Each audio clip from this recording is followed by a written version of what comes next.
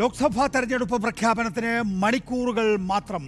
ഉച്ചതിരിഞ്ഞ് 3 മണിക്കാണ് തെരഞ്ഞെടുപ്പ് കമ്മീഷന്റെ വാർത്താ സമ്മേളനം. 7 ഘട്ടങ്ങളിലായി വോട്ടെടുപ്പ് നടക്കുമെന്നാണ് സൂചന. ആന്ധ്രാപ്രദേശ്, അരുണാചൽ പ്രദേശ്, ഒഡീഷ, സിക്കിം എന്നീ സംസ്ഥാനങ്ങളിലെ നിയമസഭാ തെരഞ്ഞെടുപ്പും ഇന്ന് പ്രഖ്യാപിക്കും. ജമ്മു കശ്മീരിൽ തെരഞ്ഞെടുപ്പ് പ്രഖ്യാപിക്കാൻ സാധ്യതയില്ല. നോബൽ മാരിക്കാരൻ വിശദാംശങ്ങളുമായി. നോബൽ മാരിക്കാരൻ, ഇനി കൃത്യമായി പറഞ്ഞാൽ എത്ര മണിക്കൂർ? 3 മണിക്കൂർ മാത്രമാണ് ബാക്കിയുള്ളത്. ഇന്ത്യയിൽ 2024 ലോക്സഭാ തെരഞ്ഞെടുപ്പ് അതിനിർണായകമാണ് രാജ്യത്തെ ആകെ സംബന്ധിച്ചിടത്തോളം. പ്രതിപക്ഷ പാർട്ടികൾ ഇന്ത്യ ബ്ലോക്ക് പറയുന്നത് 2024 ശേഷം ഇനിയൊരു തെരഞ്ഞെടുപ്പില്ലാത്ത വിധത്തിൽ രാജ്യത്തെ മുച്ചൂടും നശിപ്പിക്കും BJP എന്നാണ്. BJP ആകട്ടെ തങ്ങളുടെ ട്രിപ്പിൾ വിജയത്തിന് വേണ്ടി രാജ്യത്തെ ജനങ്ങളോട് അഭ്യർത്ഥിക്കുന്നു. മാത്രമല്ല വികസനത്തിൻ്റെ നാളുകളായിരിക്കും ഇനി എന്ന് പറയുന്നു. എത്ര ഷെഡ്യൂളാണ്, എപ്പോഴാണ് തെരഞ്ഞെടുപ്പ് എന്നത് സംബന്ധിച്ച് നമുക്ക് എന്ത് വ്യക്തതയാണുള്ളത്?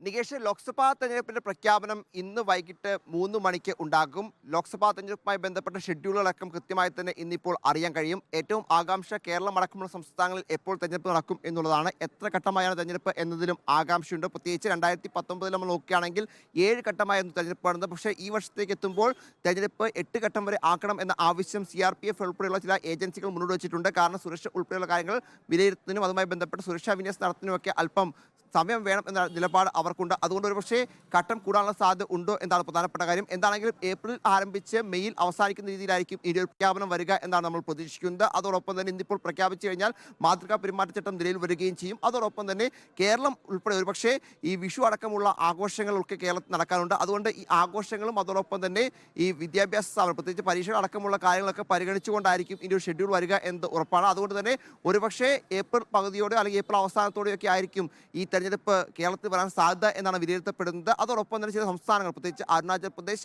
അതോടൊപ്പം ആന്ധ്രാപ്രദേശ്, ഒഡീഷ, സിക്കിം തുടങ്ങിയ സംസ്ഥാനങ്ങൾ നിയമസഭാ തെരഞ്ഞെടുപ്പ് ഇന്ന് പ്രഖ്യാപിക്കുന്നുണ്ട്. ജമ്മു കാശ്മീരുമായി ബന്ധപ്പെട്ടുകൊണ്ട് തെരഞ്ഞെടുപ്പ് ഇന്ന് പ്രഖ്യാപിക്കുമോ എന്നൊരു ആകാംക്ഷ കൂടിയുണ്ട്. സംസ്ഥാന പദവിയുമായി ബന്ധപ്പെട്ട വിഷയങ്ങൾ ഉണ്ടെങ്കിൽ പോലും അതൊന്നും തെരഞ്ഞെടുപ്പിന് തടസ്സമല്ല എന്ന നിലപാട് നേരത്തെ ഇതുമായി ബന്ധപ്പെട്ട് പല കോണുകളിൽ നിന്നും ഉണ്ടാവുകയും ചെയ്തിരുന്നു. ഒരുപക്ഷെ അങ്ങനെയാണെങ്കിൽ തെരഞ്ഞെടുപ്പ് നടത്തണം. അതായത് രാഷ്ട്രീയ പാർട്ടികൾ ഉൾപ്പെടെയായി കഴിഞ്ഞ ദിവസങ്ങളിൽ തെരഞ്ഞെടുപ്പ് കമ്മീഷൻ ജമ്മു കാശ്മീരിൽ എത്തി കൂടിക്കാഴ്ച നടത്തിയപ്പോൾ ലോക്സഭാ തെരഞ്ഞെടുപ്പും നിയമസഭാ തെരഞ്ഞെടുപ്പും ഒരുമിച്ച് നടത്തുന്നതിൽ അതിൽ വലിയ പ്രശ്നങ്ങൾ ഇല്ല എന്നാണ് അവിടുത്തെ രാഷ്ട്രീയ പാർട്ടികൾ നിലപാട് അറിയിച്ചെന്ന റിപ്പോർട്ടുകളും ഈ ഘട്ടത്തിൽ പുറത്തേക്ക് വരുന്നുണ്ട്. അങ്ങനെയാണെങ്കിൽ ഒരുപക്ഷെ ജമ്മു കാശ്മീരും പ്രഖ്യാപിക്കാനുള്ള സാധ്യതയാണ് ഉള്ളത്.